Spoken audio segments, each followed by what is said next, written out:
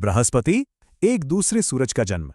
चलिए आज इसी दिलचस्प सोच की दुनिया में उतरते हैं। सोचिए, क्या होगा अगर बृहस्पति, हाँ, हमारे सौरमंडल का सबसे बड़ा ग्रह, अचानक एक तारे में बदल जाए। मतलब हमारे आसमान में एक दूसरा सूरज उगाए। ये सिर्फ एक ख्याली पुलाव नहीं है। ये सवाल हमें फिजिक्स और एस्ट्रोनॉमी की बिल्कुल हदों तक ले जाता है। अच्छा, तो सबसे पहले ये समझते हैं कि आखिर ये होगा कैसे। देखिए, किसी भी गैस के विशाल गोले को, मतलब किसी गैस जायंट को, एक तारे में बदलने के लिए एक बहुत ही जरूरी चीज चाहिए, और वो है बहुत बहुत ज्यादा मास, यानी द्रव्यमान। कितना ज्यादा? बृहस्पति को एक तारा बनने के लिए आज वो जितना बड़ा है ना, उससे लगभग 80 गुना, जी हाँ, 80 गुना ज्यादा भारी होना पड़ेगा। और ये वजन इतना ज्यादा होगा कि सिर्फ इसके गुरुत्वाकर्षण, इसकी ग्रेविटी से ही न्यूक्लियर फ्यूजन का प्रोसेस शुरू हो जाएगा। तो ये प्रोसेस काम कैसे करता है? जब बृहस्पति इतना भारी हो जाता है तो वो अपने ही वजन के नीचे, आप कह सकते हैं, दबने लगता है। उसका जो कोर है, उसका केंद्र, वो लाखों डिग्री तक गर्म हो जाता है और दबाव, प्रेशर इतना बढ़ जाता है कि एटम्स, मतलब परमाणु, आपस में फ्यूज होने लगते हैं। और बस एक जोरदार चमक के साथ हमारे आसमान में एक नया तारा जन्म ले लेता है। तो अब सवाल यह है कि दो सूरज वाला आसमान आखिर दिखेगा कैसा? पृथ्वी से इस नए तारे का अनुभव कैसा होगा? एक बात तो साफ है, बृहस्पति हमारे सूरज जैसा सुनहरा और एकदम जगमगाता हुआ तारा नहीं बनेगा। नहीं, ये बनेगा एक रेड ड्वार्फ, यानी एक लाल बौना तारा। ये छोटा होता है, ठंडा होता है, लेकिन फिर भी बहुत शक्तिशाली। आसमान में ये किसी दहकते हुए भूतिया अंगारे जैसा नजर आएगा। और पृथ्वी पर जो सबसे पहली चीज हम सब महसूस करेंगे वो बहुत ही अजीब होगी। वो होगी रात का हमेशा के लिए खत्म हो जाना। जी हाँ, बृहस्पति की धीमी रोशनी से हमारी गहरी से गहरी रात भी एक शाम की तरह रोशन हो जाएगी। सोचिए जरा, इसका मतलब ये भी है कि वो तारामंडल, वो कॉन्स्टलेशंस जिन्हें इंसान हजारों सालों से देखता आया है, वो सब के सब हमेशा के लिए इस नई रोशनी में खो जाएंगे। आसमान से तारे गायब हो जाएंगे।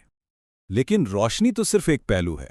इससे भी कहीं बड़ा बदलाव आएगा गुरुत्वाकर्षण में, और यहीं से सौरमंडल में असल अराजकता का दौर शुरू होगा। देखिए, अब पृथ्वी एक बाइनरी स्टार सिस्टम का हिस्सा बन जाएगी। मतलब एक ऐसा सिस्टम जिसमें दो तारे हों। हमारी दुनिया अब एक नहीं बल्कि दो दो सूरज के चारों ओर चक्कर लगा रही होगी।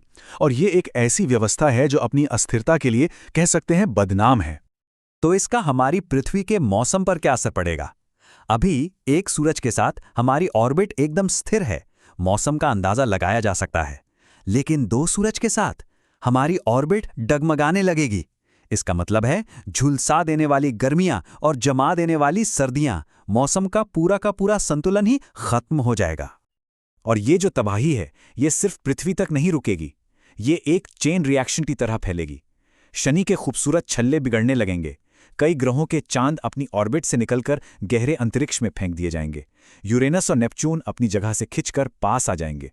और सबसे खतरनाक, काइपर बेल्ट टूट जाएगी, जिससे पूरे सौरमंडल पर धूमकेतुओं की एक भयानक बारिश शुरू हो जाएगी। लेकिन इस पूरी तबाही और अराजकता के बीच कुछ हैरान करने वाली चीजें भी होंगी, शायद कुछ अच्छी चीजें भी। मंगल ग्रह और बृहस्पति के अपने ही चंद्रमाओं पर जीवन की नई उम्मीदें जाग सकती हैं। बृहस्पति, जो अब एक तारा है, उससे आने वाली एक्स्ट्रा रोशनी और गर्मी मंगल ग्रह को धीरे धीरे गर्म करना शुरू कर देगी। सोचिए, मंगल का तापमान बढ़ने लगेगा। उसकी सतह पर जो बर्फ जमी है वो पिघलने लगेगी। उसकी पुरानी घाटियों में कोहरा छा जाएगा और शायद नमकीन पानी की झीलें भी बन जाएंगी। मंगल ग्रह, जो आज लाल और सूखा है, वो जिंदा दिखने लगेगा। और बृहस्पति के अपने चांद, जैसे यूरोपा, गैनीमीड, कैलिस्टो, उनकी तो पूरी दुनिया ही बदल जाएगी। जो पहले सिर्फ एक ग्रह का चक्कर लगाते थे, अब वो सीधे सीधे एक तारे का चक्कर लगा रहे होंगे। उनकी जो मोटी बर्फीली परतें हैं वो पिघलने लगेंगी, और उन परतों के नीचे जो विशाल महासागर छिपले हैं वो गर्म हो जाएंगे। समुद्र के तल पर हाइड्रोथर्मल एक्टिविटी, मतलब ज्वालामुखी जैसी गतिविधियां शुरू हो सकती हैं, जो जीवन को पनपने के लिए एकदम सही माहौल बना सकती हैं। लेकिन जहां सौरमंडल के बाहरी कोनों में जीवन की नई उम्मीदें जाग रही हैं, वहीं पृथ्वी का भविष्य अंधकार में होता जा रहा है। मंगल और यूरोपा की ये जो खूबसूरत तस्वीरें हम सोच रहे हैं, वो एक कड़वी सच्चाई को छिपा रही हैं, और वो सच्चाई ये है कि दो तारों वाले सिस्टम का खतरा टाला नहीं जा सकता। ये सब धीरे धीरे होगा।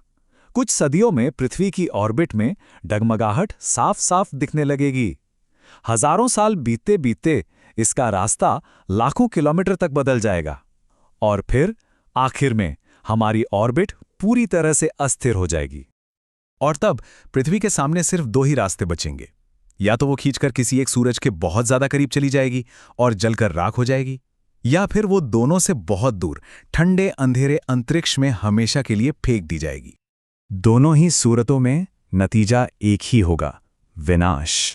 तो बृहस्पति का दूसरा सूरज बनना हमें एक बहुत जरूरी बात याद दिलाता है। ये याद दिलाता है कि हमारा जो ये अस्तित्व है, ये ब्रह्मांड के कितने नाजुक, कितने कीमती संतुलन पर टिका है। इस असीम फैली हुई अराजकता के बीच किसी तरह एक शांत से कोने में, एक अकेले सूरज की रोशनी में जीवन को अपना घर मिला।